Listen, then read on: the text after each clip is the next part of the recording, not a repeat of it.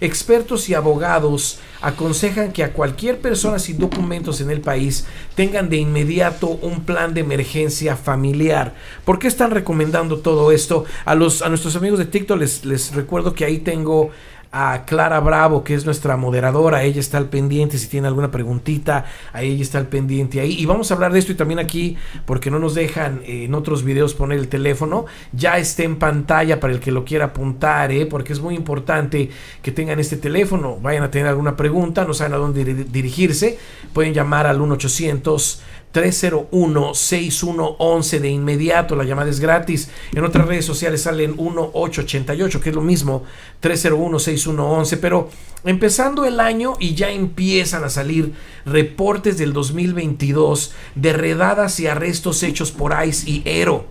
Mucha gente no lo cree, pero estamos viviendo en una era como la que era del presidente no anterior, sino del anterior, que no nos decían absolutamente nada. Lo mismo está pasando ahorita. No nos están diciendo nada, salen con una sonrisa y no nos están diciendo que hay en realidad operativos migratorios que se están llevando a nuestra gente que ya tiene tiempo aquí. Muchos de esos arrestos y deportaciones fueron personas que tenían viviendo años en este país. Y por esa razón se está diciendo a todas las personas sin documentos que deben de tener un plan de emergencia familiar por protección. Pero ¿de qué se trata todo esto? Hemos estado hablando, el programa pasado también mencionamos algo parecido.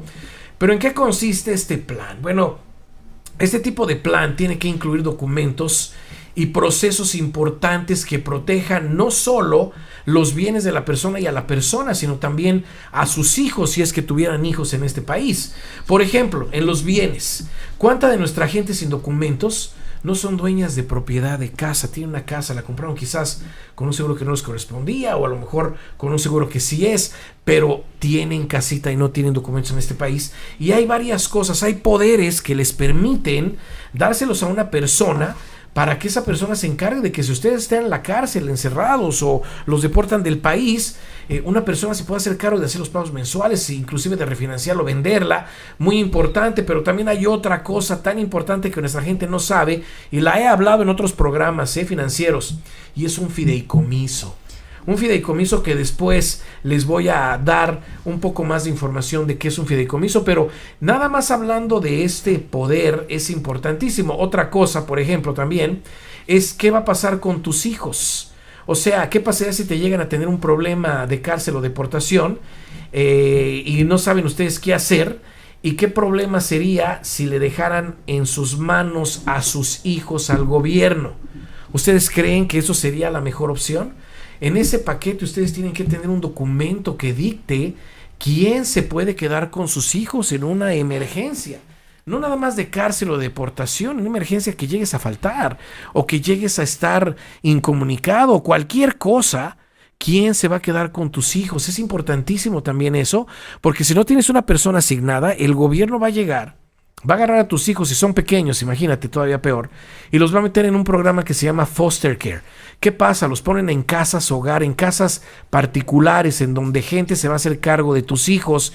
¿Y qué va a hacer en ese momento? Los van a cuidar, esa gente va a recibir dinero. Muchos de los casos que hemos visto, muchos de los niños no están a gusto en esos lugares porque no son buen tratados. Yo pienso que los hijos tienen que estar con su mamá y su papá, ¿verdad? O viceversa, si es que hay un problema con el mamá o con el papá, pero nunca con extraños. Después, si tú no reclamas, si no haces nada, los podrían poner en adopción.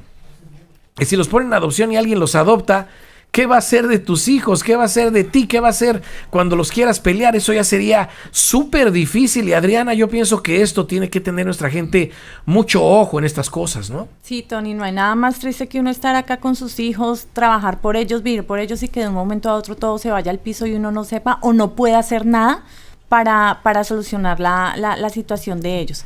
Pero haciendo un paréntesis, quería que respondiéramos una pregunta que nos está haciendo en este momento Guadalupe Rincón por Facebook. Dice, tengo una casa, la compré con seguro falso, ¿podría calificar para un fideicomiso?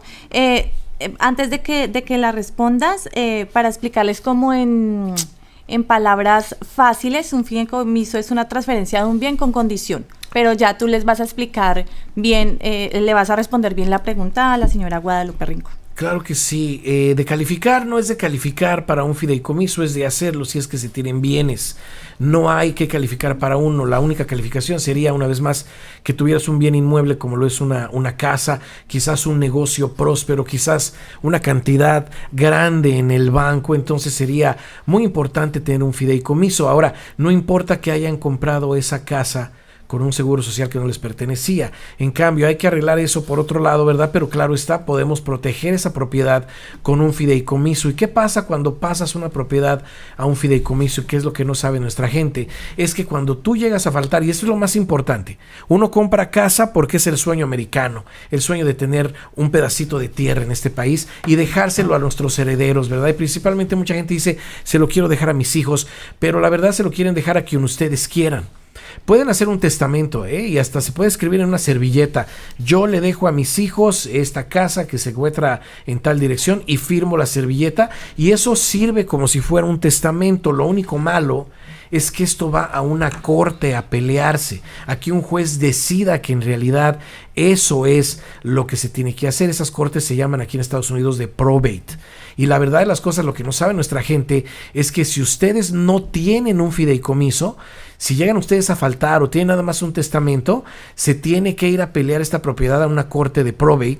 Y lo que pasa, por ejemplo, aquí en California, y otros estados tienen diferentes cobros, la corte, para pelear este tipo de caso, cobra el 10% del valor de la propiedad. O si tu propiedad vale $400,000, la corte va a querer $40,000.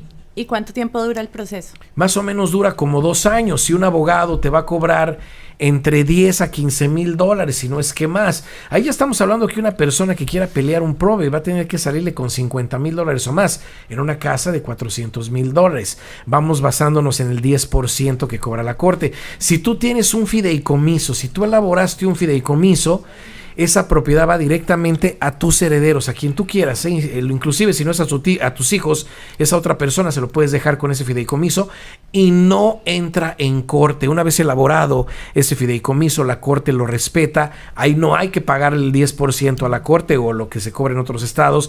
Ahí no hay necesidad de pagarle a un abogado por una corte de probate. Solamente lo que dice el fideicomiso es lo que es. Si tú necesitas un abogado que lo lea, es muchísimo menos dinero. Quizás te cobren como $500 para leerlo menos, pero no hay necesidad porque lo que dice ahí es lo que es. Y esa es la gran ventaja que tiene la gente si tuvieran un fideicomiso y que dejaran una propiedad, Ricardo, o un negocio, pasar a los herederos sin problema alguno. Así es, Tony, es una parte de lo que estamos hablando en una emergencia familiar, que es un fideicomiso súper importante para esas personas que tienen una propiedad. En cuestión de lo de los niños, Tony, yo digo que es algo bien delicado que nuestra gente tiene que tener mucho en cuenta, porque aquí con el gobierno no andan con cosas inmediatamente si hay una emergencia en cuestión de que seas deportado, que tengas algún problema, pasan a manos, como lo acaba de decir Tony, a foster kids o inclusive a poderlos a una adopción. Hay que tener mucho cuidado, eso es súper importante que todos tenemos que tener, porque siempre pensamos que no nos va a pasar a nosotros y desafortunadamente, Tony lo acaba de mencionar, que ha habido ya ciertas redadas que van por personas a casas y nosotros estamos expuestos a que nos toquen de la puerta sin querer, por decirlo así, nos equivocaron de puerta o daños colaterales, como luego dicen, y ahí vamos también en esa bola de alguien, bola, ¿no? En la bola de alguien más. Exacto, en la bola de alguien más que estaban buscando y desafortunadamente pues estuvimos en el lugar incorrecto, ¿no? Entonces hay que prepararnos, Tony, porque mientras que estemos en una situación así, estamos expuestos. Pero también para evitar muchas cosas, inclusive, y que hasta quizás podamos evitar un problema completo, recomiendan expertos que actúen de inmediato y se avalen al buen carácter moral. Lo mismo dicen muchos abogados, el buen carácter moral, que incluye lo que siempre hemos dicho en este programa, la revisión de antecedentes penales.